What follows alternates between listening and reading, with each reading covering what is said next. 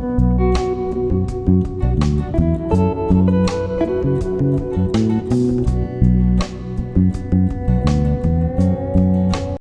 అండి, నేను మీ Jyothi. Welcome back to my channel Ritkriti sweet home. ఎలా ఉన్నారు మీ అందరూ? బాగున్నారా? నేను చాలా బాగున్నాను. ఈరోజు మీరు నా వీకెండ్ అంటే సాటర్డే రొటీన్ వ్లాగ్ అయితే చూసేస్తారు. సాటర్డే మా మార్నింగ్ నుంచి ఈవినింగ్ వరకు ఎలా గడిచింది, అండ్ ఈరోజు నేను మీతో ఒక simple and easy snack recipe కూడా షేర్ చేస్తాను. పిల్లలకి, మీకు ఎవరికన్నా చాలా ఇంట్రెస్టింగ్గా ఉంటుంది. సో వ్లాగ్ చివరి వరకు మిస్ అవ్వకుండా చూసేయండి. ఇంకెందుకు ఆలస్యం, వచ్చేయండి వ్లాగ్లోకి వెళ్ళిపోదాం. ముందుగా మా సాటర్డే లేట్గా స్లోగా స్టార్ట్ అయింది. మార్నింగ్ అయితే మంచి కాఫీతో డే అయితే స్టార్ట్ చేసాం. యాజ్ యూజువల్ మా కబుర్లు ఎప్పుడూ ఉండేవే.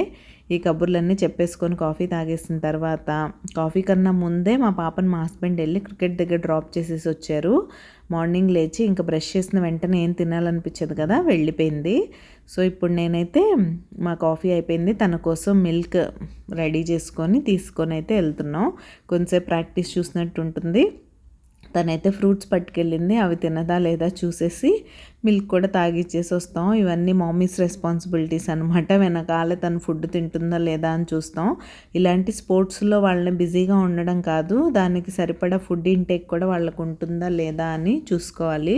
వాళ్ళు సరిపడా ప్రోటీన్ అన్ని రకాలుగా వాళ్ళకి ఫుడ్ వెళ్తేనే ఇలాంటి స్పోర్ట్స్ ఆడడానికి ఓపిక వస్తుంది. లేకపోతే ఇప్పుడు ఇలా ఓపిక లేని పిల్లలు ఇవన్నీ ఏం చేస్తారు చెప్పండి. అలా అయితే పాలు తాగేసి తన క్రికెట్ ప్రాక్టీస్ అయితే అవుతుంది. ఇంకా అది ఫినిష్ చేసుకొని ఇంటికైతే వచ్చేసాం. ఈరోజు పాస్తా కావాలన్నారు, సాటర్డే స్పెషల్ పాస్తా రెసిపీ అనమాట. మీ అందరికీ తెలిసినట్టే నేను పాస్తా చాలా సింపుల్గా చేస్తాను. మ్యాకరోనీ కొంచెం త్వరగా కుక్ అయిపోతుంది, కానీ ఇలాంటి పాస్తా మాత్రం ఎందుకో సరిగ్గా కుక్ అవ్వదు, బయట మీరు ఎంతసేపు కుక్ చేసినా సరే. అందుకే నేనైతే దీన్ని ప్రెషర్ కుక్కర్లో పెట్టి కొంచెం ఆయిల్ యాడ్ చేసి ఒక 2 విజిల్స్ అయితే ఇచ్చేసారంటే చక్కగా కుక్ అయిపోతుంది, ఈజీగా చేసేసుకోవచ్చు. అండ్ మా ఇంట్లో ఎవరికి వైట్ సాస్ పాస్తా ఇష్టం ఉండదు, ఎప్పుడు రెడ్ సాసే. అది నేను స్టోర్ బాట్ చేసేస్తాను. అప్పటికప్పుడు టమాటో ప్యూరీ చేసి రెడ్ సాస్ చేసేంత ఉండదు, ఎందుకంటే మేము తినేదే 2-3 మంత్స్కి ఒకసారి. అండ్ ఇది కూడా సూజీ బేస్డ్ వీట్ ఇవి పాస్తా అనమాట. సో అది ముందుగా కొంచెం నూనె అయితే యాడ్ చేశాను ప్యాన్లో. దానిలో పిజ్జా పాస్తా సాస్ యాడ్ చేసుకొని దాన్ని కొంచెం ఫ్రై చేసేసుకున్న తర్వాత మనం కుక్ చేసి పెట్టుకున్న పాస్తా యాడ్ చేసేసుకొని బాగా మిక్స్ చేసుకోండి. మిక్స్ చేసుకున్న తర్వాత కొంచెం ఆరిగానో, రెడ్ చిల్లీ ఫ్లేక్స్, మీకు ఇష్టమైతే పెప్పర్ కూడా యాడ్ చేసుకోవచ్చు. యాడ్ చేసి బాగా మిక్స్ చేసిన తర్వాత స్టవ్ ఆఫ్ చేసేసుకోండి. స్టవ్ ఆఫ్ చేసిన తర్వాత యాక్చువల్గా చీజ్ అయితే మీరు ఇలా ఆన్లో ఉన్నప్పుడే చీజ్ వేసేసి 1 మినిట్ లిట్లో వచ్చేస్తే సరిపోతుంది. బట్ నా దగ్గర ఈరోజు చీజ్ లేదు, అందుకని నేను మయో అండ్ కచప్ అయితే వేశాను. మయో ఎప్పుడు కుకింగ్ ఇంగ్రీడియంట్ కాదండి, దాన్ని మీరు కుక్ చేయకూడదు. స్టవ్ ఆఫ్ చేసిన తర్వాత వేసి ఈ రెండు మిక్స్ చేసుకోవాలి.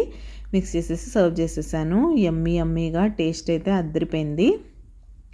సో మీరు ఎవరైనా ఇలా సింపుల్గా పాస్తా చేసుకోవాలంటే ఇలా అయితే ట్రై చేసి మీకు ఎలా వచ్చిందో నాతో చెప్పేయండి. సింపుల్గా చేసుకున్న టేస్ట్ అదిరిపోద్ది, అందులో డౌట్ లేదు. అండి, గుడ్ మార్నింగ్, హ్యాపీ వీకెండ్. ఏం చేస్తున్నారు? నేనైతే బ్రేక్ఫాస్ట్ వరకు చూసారు కదా, అలా సింపుల్గా పాస్తా బ్రేక్ఫాస్ట్ అయితే అయిపోయింది. నేను చేయలేదు, మా వాళ్ళే. ఇంకా ఇప్పుడైతే వంట చేయడానికి వచ్చేసాను. ఈరోజు మెంతికూర పప్పు, బెండకాయ ఫ్రై. సాటర్డే అంటేనే వెజ్లో స్పెషల్స్. మా పాప ఫేవరెట్ బెండకాయ ఫ్రై, కాబట్టి అదే చేయడానికి రెడీ చేస్తున్నాను. ఆకుకూర క్లీన్ చేసి పెట్టాను. పప్పు గురించి మీకు ఒక మంచి టిప్ చెప్తాను, వీడియో చివరి వరకు మిస్ అవ్వకుండా చూడండి. అది పప్పు, బెండకాయలు ఇంకా కట్ చేయాలి, క్లీన్ చేయాలి, కట్ చేయాలి, ఫ్రై చేయాలి, చాలా పని ఉంది. సో అది బ్లాగ్ కంటిన్యూ అవుతుంది. నేను మిమ్మల్ని మళ్ళీ కలుస్తాను. బ్లాగ్ చివరి వరకు మిస్ అవ్వకుండా చూడండి. పప్పు గురించి చెప్తాను, మర్చిపోవద్దు. ఇక్కడ పప్పు గురించి మీకు టిప్ చెప్తా అన్నాను కదా, చాలామందికి పప్పు తింటే గ్యాస్ వస్తుందని ఫీల్ అవుతూ ఉంటారు. అలా రాకుండా ఉండాలంటే ఒకటి, మీరు పప్పుని ఎక్కువసేపు సోక్ చేసి పెట్టేసి వాటర్ అంతా తీసేయండి. సెకండ్ ఆప్షన్ ఏంటంటే, మీరు సోక్ చేసి పెట్టిన తర్వాత కూడా కుక్కర్లో డైరెక్ట్ పప్పు పెట్టేయకుండా ఫస్ట్ ఇలా ఒక బాయిల్ రానివ్వండి. ఇలా ఒక బాయిల్ వచ్చినప్పుడు పైన ఇలా వైట్గా వస్తుంది చూసారా, నురగలాగా, దాన్నైతే చక్కగా మీరు స్పాచులాతో తీసేయండి. ఇలా తీసేస్తే మీకు పప్పు తినడం వల్ల గ్యాస్ ప్రాబ్లమ్స్ అలాంటివి ఏం రాకుండా ఉంటాయి. సో ఇది నాకు తెలిసిన చిన్న టిప్ మీతో అయితే షేర్ చేయాలనిపించింది. అలా అదంతా తీసేసిన తర్వాత, నేను ఇది రెగ్యులర్గా ఫాలో అవ్వను, లంచ్ బాక్స్ హడావుల్లో అసలే ఫాలో అవ్వను. మా ఇంట్లో పప్పు వల్ల గ్యాస్ అలాంటి ప్రాబ్లమ్స్ ఏం లేవు. ఈరోజు మీతో టిప్ షేర్ చేయాలని ఇలా అయితే చూపించాను. తర్వాత అందులోకి మెంతికూర, టమాటో, పసుపు, కారం, అన్నీ యాడ్ చేసేసి చక్కగా సరిపడా వాటర్ పోసేసి కుక్కర్ లిడ్ అయితే క్లోజ్ చేసేసాను. ఇప్పుడు ఒక 3-4 విజిల్స్ ఇచ్చేసామంటే లో టు మీడియం ఫ్లేమ్లో పప్పు రెడీ అయిపోతుంది. ఈలోగా నేనైతే చక్కగా బెండకాయలు క్లీన్ చేసేసుకొని పెట్టేసుకున్నాను. అవి కూడా కట్ చేసేసాను. ఇంక ఇప్పుడు బెండకాయ కర్రీ కోసం కూడా రెడీ చేసేస్తున్నాను. ఇది మా సింపుల్ సాటర్డే లంచ్ అని అయితే చెప్పాలి. మీరు మీ సాటర్డే ఏం చేసుకున్నారో నాతో చెప్పండి. ఇంకా మీకు నా వీడియోస్ అండ్ నా రెసిపీస్ నచ్చినట్లయితే ప్లీజ్ లైక్ చేసి మీ ఫ్రెండ్స్ అండ్ ఫ్యామిలీకి షేర్ చేయండి. మీరు అలా చేస్తే మన వీడియోస్కి రీచ్ పెరుగుతుంది.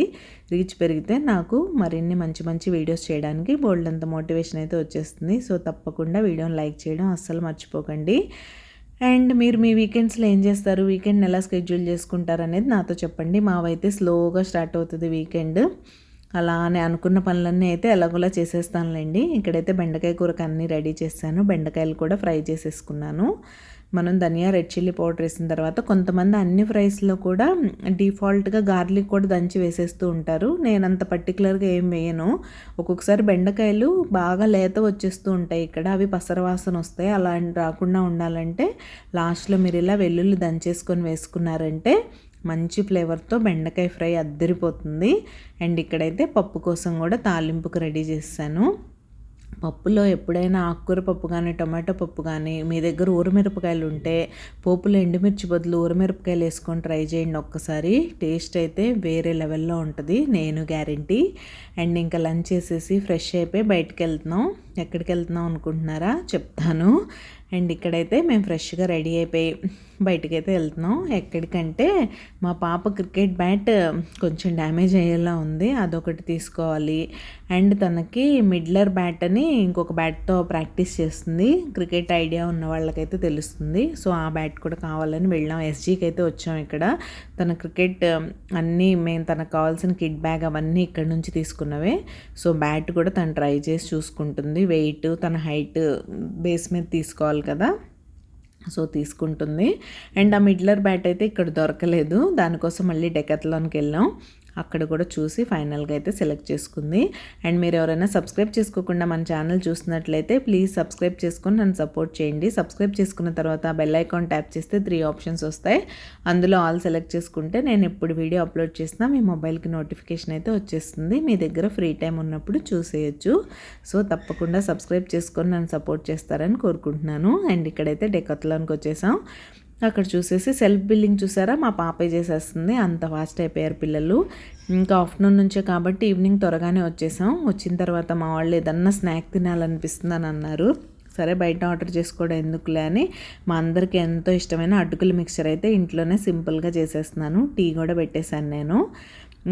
దీనికి ముందుగా ఒక థిక్ బాటమ్ ఉన్న కడాయి తీసుకొని అందులో కొంచెం నెయ్యి యాడ్ చేసుకొని మీకు కావాల్సిన అటుకులు యాడ్ చేసుకోండి. ఇక్కడ మెజర్మెంట్ ఏం లేదు, నేను చూపిస్తున్న బ్లూ కప్తో 1.5 కప్ అయితే తీసుకున్నాను. ఇప్పుడు మీరు చక్కగా లో టు మీడియం ఫ్లేమ్లో అటుకుల్ని బాగా ఫ్రై చేసుకోండి. ఫ్రై చేసుకొని అటుకులు క్రిస్ప్గా అయిన తర్వాత వాటిని పక్కకు తీసేసుకొని మళ్ళీ అదే ప్యాన్లో కొంచెం ఆయిల్ యాడ్ చేసుకొని ముందుగా పల్లీలు అయితే యాడ్ చేసుకోండి. పల్లీలు ఆల్మోస్ట్ హాఫ్ ఫ్రై అయిపోయినాయి అనుకున్నప్పుడు పుట్నాల పప్పు యాడ్ చేసుకోండి. ఈ పుట్నాల పప్పు పల్లీలే మన అటుకుల మిక్చర్కి మంచి టేస్ట్ని అయితే ఇస్తాయి. అండ్ మురి మిక్చర్ కూడా చేస్తారు చాలామంది, బట్ నాకు మరమరాల కన్నా అటుకులతోనే ఇష్టం. ఇంకా అది అయిపోయిన తర్వాత ఎండుమిరపకాయలు, మన పోపు దినుసులు అయితే యాడ్ చేసుకోవాలి. శనగపప్పు, ఆవాలు అంతే. జీలకర్ర మీకు ఇష్టమైతే వేసుకోవచ్చు, లేకపోతే లేదు. సో అది ఆ 2 యాడ్ చేసేసి బాగా మిక్స్ చేసుకోండి. ఇది ఎలా అంటే బాగా క్రిస్పీగా ఫ్రై అయిపోవాలి. అన్నీ అయిపోయిన తర్వాత అప్పుడు అటుకులు అయితే యాడ్ చేసేసుకొని కొంచెం పసుపు, ఉప్పు, కారం యాడ్ చేసుకొని బాగా మిక్స్ చేసుకోవడమే. అండ్ నా దగ్గర అవైలబుల్గా లేదు కరివేపాకు, మీ దగ్గర ఉంటే యాడ్ చేసుకోండి. మంచి ఫ్లేవర్తో టేస్ట్ అయితే అద్దరిపోతుంది. ఇలాంటి మరిన్ని simple snacks, homemade snack recipes కోసం ఛానల్ని సబ్స్క్రైబ్ చేసుకోవడం అస్సలు మర్చిపోవద్దు. అండ్ మీరు ఎవరైనా నాతో పర్సనల్గా మాట్లాడాలనుకుంటే మనకు సేమ్ రిత్కృతి స్వీట్ హోమ్ ఐడితోనే ఇన్స్టా అకౌంట్ అయితే ఉంది. అక్కడ మీరు నాకు DM చేసేయండి, మనం మాట్లాడుకుందాం. అండ్ మీరు నా రెసిపీస్ ఏమైనా ట్రై చేసినా కూడా అక్కడ మీరు నాతో పిక్స్ షేర్ చేయొచ్చు. నేను అవి వీడియోలో యాడ్ చేయడానికి అయితే ట్రై చేస్తాను. ఇలా మన అటుకుల మిక్చర్ అయితే రెడీ అయిపోయింది ఇన్స్టెంట్గా. ఏది అడిగినా ఇలా చిటికలో చేసి ఇచ్చేస్తావు అంటారు మా వాళ్ళు అయితే. అది సెల్ఫ్ డబ్బా ఏం కాదు, ఇలా సింపుల్గా ఇంట్లో చేసుకుంటేనే హ్యాపీగా బాగుంటుందని మా ఒపీనియన్. ఇలా మా సింపుల్గా సాటర్డే ఇలా గడిచిపోయింది. మీరు మీ సాటర్డే ఏం చేశారో నాతో చెప్పడం మర్చిపోకండి. ఈరోజు వీడియో అయితే ఇక్కడితో ఎండ్ చేసేస్తున్నాను. రేపు మరొక మంచి వీడియోతో మళ్ళీ మీ ముందుకు వచ్చేస్తాను. అంతవరకు టేక్ కేర్. బాయ్.